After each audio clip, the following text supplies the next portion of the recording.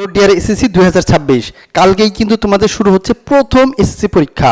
তবে এই পরীক্ষায় সামান্য একটু অসচেতনতায় তোমাদের মার্ক কিন্তু উপর থেকে একদম নিচে নামবে। সেটা হলো এই যে মার্জিন, খাতার মার্জিন। এখন এই মার্জিনটা কিভাবে মার্ক কমাবে দেখো, তোমাকে একবারে প্রথম থেকে আমি বোঝাই।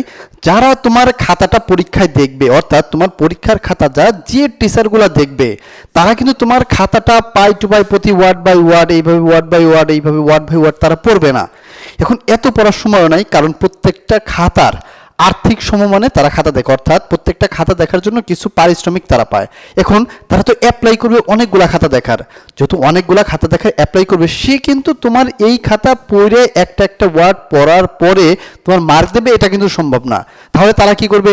তারা তোমার ইমপ্রেশনের দিকে খেয়াল করবে। ফার্স্ট ইমপ্রেশন, সেকেন্ড ইমপ্রেশন, অর্থাৎ খাতার বাহিক চেহারা, খাতার লেখার ক্যাটাগরি, খাতার মান, এইগুলোর দিকে জাস্ট চোখ বোলাবে। এখন এইখানে মার্জিন তাহলে কি ভুল করে দেখো, আমরা অধিকাংশ অনেক স্টুডেন্ট ভাবি যে খাতার মার্জিন, এই মার্জিনটা আমি 1 ইঞ্চি না টেনে আমি কি করলাম, আমি এরকম ফুল করে দিলাম, আমি এত বড় করে দিলাম।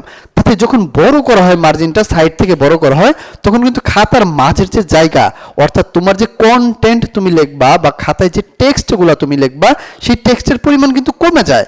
আর যেহেতু স্যাররা তোমার খাতা প্রপারলি বানাম করে পড়বে না, দেখবে না, ও সেইখানে এই যে মার্জিনের ভাবটা, এটা দেখেই স্যার কিন্তু প্রথমে নিশ্চিত হবে যে এ আমার সাথে একটা 2 নাম্বারই করতেছে। কি অল্প খাতায় বেশি দেখানোর চেষ্টা করছে, অল্প লেখার বেশি দেখানোর চেষ্টা করছে। যেহেতু সে পড়বে না, তো তোমার প্রতি তার কিন্তু একটা নেগেটিভ চিন্তা ভাবনা তৈরি হবে, এবং এই নেগেটিভ চিন্তা ভাবনার কারণে কিন্তু তোমার মার্কটা অবশ্যই কম আসবে।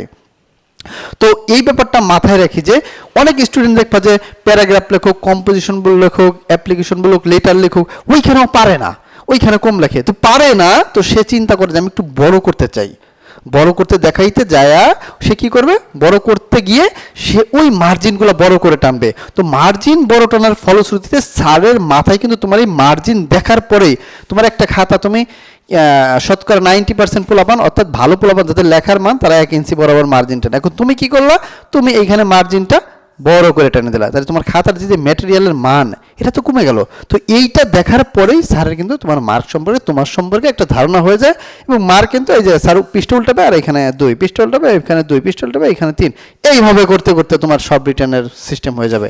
তো যারা দর্শক, যারা এসএসসি পরীক্ষাতে, তারা কিন্তু অবশ্যই তুমি চেষ্টাই করবা না যে মার্জিন ছোট বড় করতে, কারণ সে স্যার কিন্তু প্রতি বছরই তোমার মতন 100, 200, 400, 500 স্টুডেন্টের খাতা দেখে।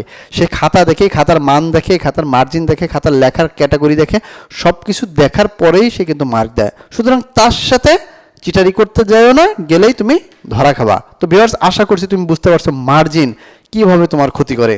দেখা হচ্ছে পরবর্তী সচেতনতা ভিডিওতে।